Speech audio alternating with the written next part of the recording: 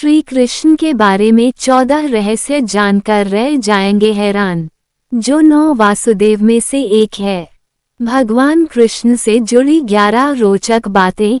3112 ईसा पूर्व हुए भगवान श्री कृष्ण एक राजनीतिक, आध्यात्मिक और योद्धा ही नहीं थे, वे हर तरह की विद्याओं में पारंगत थे। भगवान श्री कृष्ण से धर्म का एक नया रूप और संघ शुरू होता है। श्री कृष्ण ने धर्म, राजनीति, समाज और नीति नियमों का व्यवस्थीकरण किया था। पहले हमने भगवान श्री कृष्ण के जीवन से जुड़े 11 रोचक तथ्य बताए थे। इस बार पढ़िए 14 रहस्यमय तथ्य जिन्हें जानकर आप हैरान रह जाएंगे। किस रंग के थे श्री कृष्ण? मतलब काले जैसा नीला। जैसा सूर्यास्त के बाद जब दिन अस्त होने वाला रहता है तो आसमान का रंग काले जैसा नीला हो जाता है। जनश्रुति अनुसार उनका रंग न तो काला और न ही नीला था। ये भी कि उनका रंग काला मिश्रित नीला भी नहीं था। उनकी त्वचा का रंग श्याम रंग भी नहीं था। दरअसल उनकी त्वचा का रंग मेघ श्यामल था, अर्थात काला, नीला और सफेद मिश्रित रंग। दूसरा रहस्यमय तथ्य, श्री कृष्ण की गंध। यही खूबी द्रौपदी में भी थी। द्रौपदी के शरीर से भी सुगंध निकलती रहती थी जो लोगों को आकर्षित करती थी। सभी इस सुगंध की दिशा में देखने लगते थे। इसीलिए अज्ञातवास के समय द्रौपदी को चंदन, उपटन और इत्रादि का कार्य किया, जिसके चलते उनको सैरंध्री कहा जाने लगा था। माना जाता है कि श्री कृष्ण के शरीर से निकलने वाली गंदी गोपिका चंदन और कुछ रातरानी की सुगंध से मिलती जुलती थी। तीसरा रहस्यमय तथ्य, श्री कृष्ण के शरीर का गुण। कहते हैं कि भगवान श्री कृष्ण की देह कोमल अर्थात लड़कियों के समान मृदु थी, लेकिन युद्ध के समय उनकी देह विस्तृत और कठोर हो जाती थी। यही गुण कर्ण और द्रौपदी के शरीर में भी था। चौथा रहस्यमय तथ्य, सदा जवान बने रहे श्री कृष्ण। भगवान कृष्ण का जन्म मथुरा में हुआ था। उनका बचपन गोकुल, वृंदावन, नंदगांव, बरसाना आदि जगहों पर बीता। द्वारिका को उन्होंने अपना निवास स्थान बनाया और सोमनाथ के पास स्थित प्रभास क्षेत्र में उन्होंने देह छोड़ दी। दरअसल भगवान कृष्ण इसी प्रभाव क्षेत्र में अपने कुल का नाश देखकर बहुत व्यथित हो गए थे। वे तभी से वहीं रहने लगे थे। एक दिन वे एक वृक्ष के नीचे विश्राम कर रहे थे, तभी किसी बहेलिये ने उनको हिरन समझकर तीर मार दिया। ये तीर उनके पैरों में जाकर लगा और तभी उन्होंने देह त्यागने का निर्णय ले लिया। एक दिन वे इसी प्रभाव क्षेत्र के वन में एक पीपल के वृक्ष के नीचे योग निद्रा में लेटे थे। तभी जरा नामक एक बहेलिये ने भूलवश उन्हें हिरन समझकर विषयुक्त बाण चला दिया, जो उनके पैर के तलुवे में जाकर लगा और भगवान श्री कृष्ण ने इसी को बहाना बनाकर देह त्याग दी। जनश्रुति अनुसार भगवान श्री कृष्ण ने जब देह त्याग किया तब उनकी देह के केश न तो श्वेत थे और न ही उनके शरीर पर किसी प्रकार से झुर्रियां पड़ी थी, अर्थात वे 119 वर्ष की उम्र में भी युवा जैसे ही थे। पांचवां रहस्यमय तथ्य, कृष्ण की द्वारिका। भगवान कृष्ण ने गुजरात के समुद्री तट पर अपने पूर्वजों की भूमि पर एक भव्य नगर का निर्माण किया था। कुछ विद्वान कहते हैं कि उन्होंने पहले से उजाड़ पड़ी कुशस्थली को फिर से निर्मित करवाया था। माना जाता है कि भगवान श्री कृष्ण अंतिम वर्षों को छोड़कर कभी भी द्वारिका में 6 महीने से ज्यादा नहीं रहे। कृष्ण की द्वारिका को किसने किया था नष्ट? जो भी हो, श्री कृष्ण की इस नगरी को विश्वकर्मा और मयदानव ने मिलकर बनाया था। विश्वकर्मा देवताओं के और मयदानव असुरों के इंजीनियर थे। दोनों ही राम के काल में भी थे। इतिहासकार मानते हैं कि द्वारिका जल में डूबने से पहले नष्ट की गई थी। किसने नष्ट किया होगा द्वारिका को? ये सवाल अभी भी बना हुआ है। हालांकि समुद्र के भीतर द्वारिका के अवशेष ढूंढ लिए गए हैं। वहां उस समय के जो बर्तन मिले है वो 1528 ईसा पूर्व से 3000 ईसा पूर्व के बताए जाते हैं। छठा रहस्यमयी तथ्य, ईसा मसीह श्री कृष्ण और बुद्ध का प्रभाव। हालांकि यह अभी भी शोध का विषय है, फिर भी अब तक जितने भी लोगों ने इस पर शोध किया उनका कहना यही है कि ईसा मसीह ने भारत का भ्रमण किया था और वे कश्मीर से लेकर जगन्नाथ मंदिर तक गए थे। ईसा मसीह थे भगवान कृष्ण के भक्त। उन्होंने कश्मीर के एक बौद्ध मठ में रहकर ध्यान साधना की थी। यहीं पर उनकी समाधि भी है। शोधकर्ता मानते हैं कि श्री कृष्ण का ईसा मसीह के जीवन पर बहुत प्रभाव पड़ा। उनके जन्म की कथा भी श्री कृष्ण के जन्म की कथा से कुछ कुछ मिलती जुलती है। सातवां रहस्यमयी तथ्य, मार्शल आर्ट के जन्मदाता थे श्री कृष्ण। भारतीय परंपरा और जनश्रुति अनुसार भगवान श्री कृष्ण ने ही मार्शल आर्ट का आविष्कार किया था। दरअसल पहले इसे कालारिपेटू कहा जाता था। इस विद्या के माध्यम से ही उन्होंने चाणूर और मुष्टिक जैसे मल्लों का वध किया था। तब उनकी उम्र 16 वर्ष की थी। मथुरा में दुष्ट रजक के सिर को हथेली के प्रहार से काट दिया था। जनश्रुतियों के अनुसार श्री कृष्ण ने मार्शल आर्ट का विकास ब्रज क्षेत्र के वनों में किया था। डांडिया रास उसी का एक नृत्य रूप है। कालारिपेटू विद्या के प्रथम आचार्य श्री कृष्ण को ही माना जाता है। हालांकि इसके बाद इस विद्या को अगस्त्य मुनि ने प्रचारित किया था। इस विद्या के कारण ही नारायणी सेना भारत की सबसे भयंकर प्रहारक सेना बन गई थी। श्री कृष्ण ने ही कालारिपेटू की नींव रखी, जो बाद में बोधि धर्म से होते हुए आधुनिक मार्शल आर्ट में विकसित हुई। बोधि धर्म के कारण ही यह विद्या चीन, जापान आदि बौद्ध राष्ट्रों में खूब फली फूली। आज भी यह विद्या केरल और कर्नाटक में प्रचलित है। श्री कृष्ण ने इस विद्या को अपनी नारायणी सेना को सीखा रखा था। डांडिया रास इसी का एक रूप है। मार्शल आर्ट के कारण उस काल में नारायणी सेना को भारत की सबसे भयंकर प्रहारक माना जाता था। आठवां रहस्यमयी तथ्य, परशुराम जी ने दिया था सुदर्शन चक्र। श्री कृष्ण के पास यूं तो कई प्रकार के दिव्यास्त्र थे, लेकिन सुदर्शन चक्र मिलने के बाद सभी और उनकी साख बढ़ गई थी। शिवाजी सावंत की किताब युगांधर अनुसार श्री कृष्ण को भगवान परशुराम ने सुदर्शन चक्र प्रदान किया था, तो दूसरी ओर वे पाशुपतास्त्र चलाना भी जानते थे। पाशुपतास्त्र शिव के बाद श्री कृष्ण और अर्जुन के पास ही था। इसके अलावा उनके पास प्रस्वपास्त्र भी था, जो शिव वसुगन भीष्म के पास ही था। नौवां रहस्यमयी तथ्य, शिव और कृष्ण का जीवाणु युद्ध। प्रचलित मान्यता अनुसार कृष्ण ने असम में बानासुर और भगवान शिव से युद्ध के समय महेश्वर ज्वर के विरुद्ध वैष्णव ज्वर का प्रयोग कर विश्व का प्रथम जीवाणु युद्ध लड़ा था। हालांकि यह शोध का विषय हो सकता है। युद्ध का कारण कृष्ण से प्रद्युम्न का और प्रद्युम्न से अनिरुद्ध का जन्म हुआ। प्रद्युम्न के पुत्र तथा कृष्ण के पौत्र अनिरुद्ध की पत्नी के रूप में उषा की ख्याति है। अनिरुद्ध की पत्नी उषा शोणितपुर के राजा वानासुर की कन्या थी।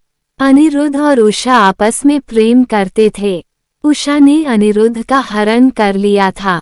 वानासुर को अनिरुद्ध उषा का प्रेम पसंद नहीं था। उसने अनिरुद्ध को बंधक बना लिया था। वानासुर को शिव का वरदान प्राप्त था। भगवान शिव को इसके कारण श्री कृष्ण से युद्ध करना पड़ा था। अंत में देवताओं के समझाने के बाद ये युद्ध रुका था। श्री कृष्ण ने लड़े थे ये 10 प्रमुख युद्ध। भगवान श्री कृष्ण 64 कलाओं में दक्ष थे। एक ओर वे सर्वश्रेष्ठ धनुर्धर थे, तो दूसरी ओर वे द्वंद्व युद्ध में भी माहिर थे। इसके अलावा उनके पास कई अस्त्र और शस्त्र थे। उनके धनुष का नाम सारंग था। उनके खड्ग का नाम नंदक, गदा का नाम कौमोदकी और शंख का नाम 5 जन्य था जो गुलाबी रंग का था।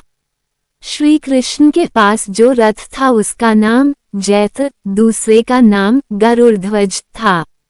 उनके सारथी का नाम दारुक था और उनके अश्वों का नाम शाव्य, सुग्रीव, मेघपुष्प और बलाहक था। 10वां रहस्यमयी तथ्य, कृष्ण की प्रेमिका और पत्नियां। कृष्ण के बारे में अक्सर यह कहा जाता है कि उनकी 16,000 पटरानियां थीं, लेकिन ये तथ्य गलत है। उनकी मात्र 8 पत्नियां थीं। कृष्ण की जिन 16,000 पटरानियों के बारे में कहा जाता है, दरअसल वे सभी भौमासुर, जिसे नरकासुर भी कहते हैं, उसके यहाँ बंधक बनाई गई महिलाएं थीं जिनको श्री कृष्ण मुक्त कराया था। ये महिलाएं किसी की माँ थी, किसी की बहन तो किसी की पत्नियां थीं जिनको भौमासुर अपहरण करके ले गया था। दरअसल ब्रह्मवैवर्त पुराण, गीत गोविंद और जनश्रुतियों में इसका जिक्र है कि राधा, ललिता आदि उनकी प्रेमिकाएं थीं। राधा की कुछ सखियां भी कृष्ण से प्रेम करती थीं जिनके नाम निम्न है: चित्रा, सुदेवी, ललिता, विशाखा, चंपकलता, तुंगविद्या, इंदुलेखा, रग्देवी और सुदेवी। ब्रह्मवैवर्त पुराण अनुसार कृष्ण की कुछ ही प्रेमिकाएं थीं जिनके नाम इस तरह हैं: चंद्रावली, श्यामा, शाव्या, पाद्या, राधा, ललिता, विशाखा तथा भद्रा। माना जाता है कि ललिता नाम की प्रेमिका को मोक्ष नहीं मिल पाया था, तो बाद में उसने मीरा के नाम से जन्म लिया। श्री कृष्ण की प्रेमिका राधा का जिक्र महाभारत में कहीं भी नहीं मिलता है। इसके अलावा सबसे पुराने हरिवंश और विष्णु पुराण में भी राधा का जिक्र नहीं मिलता। भागवत पुराण में भी राधा का जिक्र नहीं है। ब्रह्मवैवर्त पुराण के बारे में कहा जाता है कि संभवतः ये चाणक्य या गुप्त काल में लिखा गया था। 11वां रहस्यमयी तथ्य, कई लोगों को जीवित कर दिया था श्री कृष्ण ने। ऋषि सांदीपनि को जब गुरु दक्षिणा मांगने के लिए कहा गया तब गुरु ने कहा कि मेरे पुत्र को एक असुर उठा ले गया है, आप उसे वापस ले आए तो बड़ी कृपा होगी। श्री कृष्ण ने गुरु के पुत्र को कई जगह ढूंढ और अंत में वे समुद्र के किनारे चले गए जहां से उन्हें पता चला कि असुर उसे समुद्र में ले गया है, तो श्री कृष्ण भी वहीं पहुंच गया। बाद में पता चला कि उसे तो यमराज ले गए हैं। तब श्री कृष्ण ने यमराज से गुरु के पुत्र को हासिल कर लिया और गुरु दक्षिणा पूर्ण की। इस तरह अर्जुन की 4 पत्नियां थीं: द्रौपदी, सुभद्रा, उलूपी और चित्रांगदा। द्रौपदी से श्रुतकर्मा और सुभद्रा से अभिमन्यु, उलूपी से इरावत, चित्रांगदा से बभ्रुवाहन नामक पुत्रों की प्राप्ति हुई। अभिमन्यु का विवाह महाराज विराट की पुत्री उत्तरा से हुआ। महाभारत युद्ध में अभिमन्यु वीर गति को प्राप्त हुए। जब महाभारत का युद्ध चल रहा था तब उत्तरा गर्भवती थी। उसके पेट में अभिमन्यु का पुत्र पल रहा था। द्रोण पुत्र अश्वत्थामा ने ये संकल्प लेकर ब्रह्मास्त्र छोड़ा था कि पांडवों का वंश नष्ट हो जाए। द्रोण पुत्र अश्वत्थामा के ब्रह्मास्त्र प्रहार से उत्तरा ने मृत शिशु को जन्म दिया था, किंतु भगवान श्री कृष्ण ने अभिमन्यु उत्तरा पुत्र को ब्रह्मास्त्र के प्रयोग के बाद भी फिर से जीवित कर दिया। यही बालक आगे चलकर राजा परीक्षित नाम से प्रसिद्ध हुआ। परीक्षित के प्रतापी पुत्र हुए जन्मेजय। ऐसे कई उदाहरण हैं जबकि भगवान कृष्ण ने लोगों को फिर से जीवित कर दिया। भीम पुत्र घटोत्कच के पुत्र बर्बरीक की गर्दन कटी होने के बावजूद श्री कृष्ण ने उसे महाभारत युद्ध की समाप्ति तक जीवित रखा। 12वां रहस्यमयी तथ्य, श्री कृष्ण का दिल। हिंदू धर्म के बेहद पवित्र स्थल और 4 धामों में से एक जगन्नाथपुरी की धरती को भगवान विष्णु का स्थल माना जाता है। जगन्नाथ मंदिर से जुड़ी एक बेहद रहस्यमय कहानी प्रचलित है। स्थानीय मान्यताओं अनुसार कहते हैं कि इस मूर्ति के भीतर भगवान कृष्ण का दिल का एक पिंड रखा हुआ है जिसमें ब्रह्मा विराजमान है। दरअसल जनश्रुति के अनुसार जब श्री कृष्ण की मृत्यु हुई तब पांडवों ने उनके शरीर का दाह संस्कार कर दिया, लेकिन कृष्ण का दिल पिंड जलता ही रहा। ईश्वर के आदेशानुसार पिंड को पांडवों ने जल में प्रवाहित कर दिया। उस पिंड ने लट्ठे का रूप ले लिया। राजा इंद्रद्युम्न, जो कि भगवान जगन्नाथ के भक्त थे, को ये लट्ठा मिला तो उन्होंने इसे जगन्नाथ की मूर्ति के भीतर स्थापित कर दिया। उस दिन से लेकर आज तक वह लट्ठा भगवान जगन्नाथ की मूर्ति के भीतर है। हर 12 वर्ष के अंतराल के बाद जगन्नाथ की मूर्ति बदलती है, लेकिन ये लट्ठा उसी में रहता है। हालांकि यह शोध का विषय हो सकता है। 13वां रहस्यमयी तथ्य, नहीं हुआ था यदुवंश का नाश। महाभारत युद्ध की समाप्ति के बाद जब युधिष्ठिर का राजतिलक हो रहा था, तब कौरवों की माता गांधारी ने महाभारत युद्ध के लिए श्री कृष्ण को दोषी ठहराते हुए शाप दिया कि जिस प्रकार कौरवों के वंश का नाश हुआ है, ठीक उसी प्रकार यदुवंश का भी नाश होगा। शाप के चलते श्री कृष्ण द्वारिका लौटकर यदुवंशियों को लेकर प्रभास क्षेत्र में आ गए। कुछ दिनों बाद महाभारत युद्ध की चर्चा करते हुए सात्यकी और कृतवर्मा में विवाद हो गया। सात्यकी ने गुस्से में आकर कृतवर्मा का सिर काट दिया। इससे उनमें आपसी युद्ध भड़क उठा और वे समूहों में विभाजित होकर एक दूसरे का संहार करने लगे। इस लड़ाई में श्री कृष्ण के पुत्र प्रद्युम्न और मित्र सात्यकी समेत सभी यदुवंशी मारे गए थे। केवल बब्रू और दारुक ही बचे रह गए थे। यदुवंश के नाश के बाद कृष्ण के ज्येष्ठ भाई बलराम समुद्र तट पर बैठ गए और एकाग्रचित होकर परमात्मा में लीन हो गए। इस प्रकार शेषनाग के अवतार बलराम जी ने देह त्यागी और स्वधाम लौट गए। बलराम जी के देह त्यागने के बाद जब एक दिन श्री कृष्ण पीपल के नीचे ध्यान की मुद्रा में लेटे थे, तब उस क्षेत्र में एक जरा नाम का बहेलिया आया हुआ था।